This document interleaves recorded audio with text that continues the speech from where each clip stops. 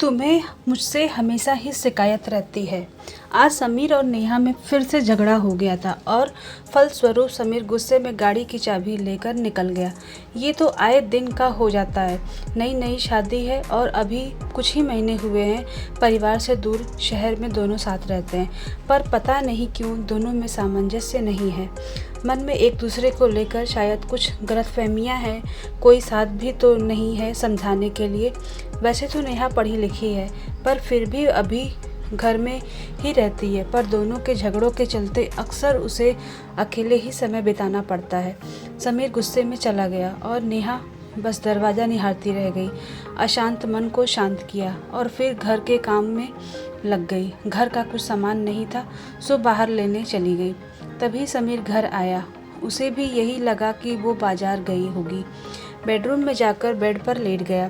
थोड़ी देर में नेहा भी आ गई, इस बात से अनजान कि समीर घर में ही है। वो अपने काम में व्यस्त हो गई। तभी पड़ोस की आंटी आई। उन्होंने समीर को जाते देखा था।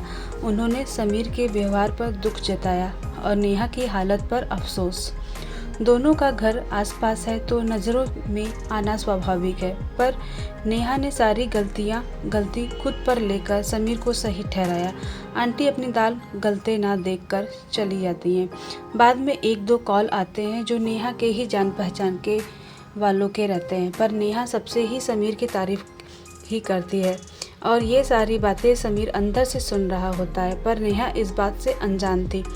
इसी कारण वो बार बार समीर को कॉल कर रही थी, पर उसका फ़ोन साइलेंट होने की वजह से नेहा को रिंग सुनाई नहीं दे रहा था और ना ही समीर को।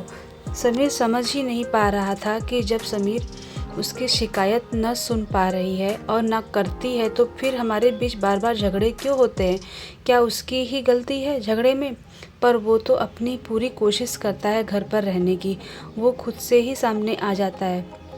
नेहा तुम घर में ही थे और मैं कब परेशान हो रही थी। कितनी बार फ़ोन लगाया पर फ़ोन उठाया क्यों नहीं? समीर शायद फ़ोन साइलेंट है इसलिए सुना नहीं। नेहा अपने काम में लगी। उसे लगा शायद फिर से बहस ना हो जाए।